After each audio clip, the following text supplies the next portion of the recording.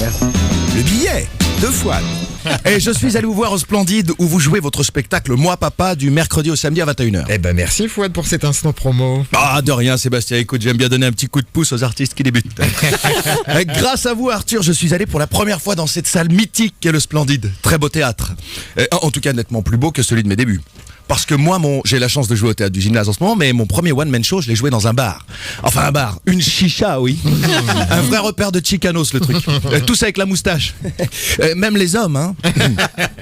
Enfin, Arthur, bref. Voir votre spectacle a été pour moi une joie et une douleur. Une joie et une douleur. Une joie, bien entendu, parce que le spectacle est bien écrit, bien interprété, avec une mise en scène formidable, on l'a dit et redit. Mais une joie qui m'a ramené à un épisode douloureux de ma vie, où celui de ma femme voulait un enfant. Oui, comme vous, j'ai subi ces pressions. On en a parlé longtemps et j'ai tout essayé pour la dissuader. Mais enfin, chérie, as-tu une idée de ce qu'est l'accouchement ?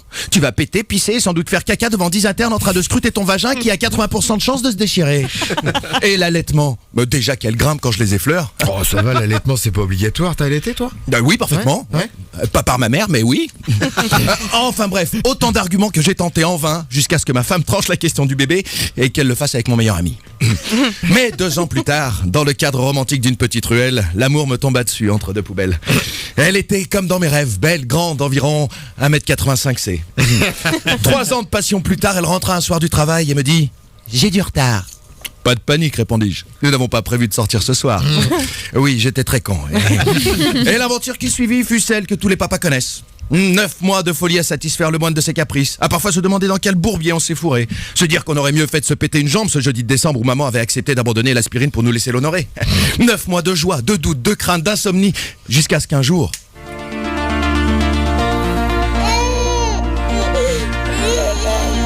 prendre cette petite chose dans ses bras. Se rendre compte qu'il s'ajoute d'un bout de soi. Se demander comment on a été capable de faire une chose aussi merveilleuse. Regarder la maman et comprendre. Comprendre pourquoi on l'a choisie. Réaliser que même dans la douleur et sans maquillage, elle est si jolie. Se laisser aller au rythme de ce petit cœur qui bat. Voir défiler en un éclair la promesse d'une vie.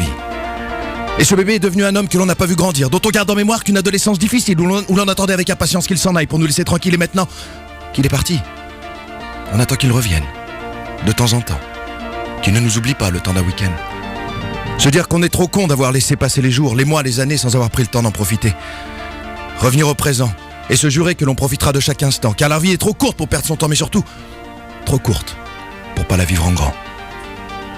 Le regarder dans les yeux, se faire le serment de l'accompagner au mieux, pas à pas, pour le remercier de nous avoir fait papa. Oh putain je chiale.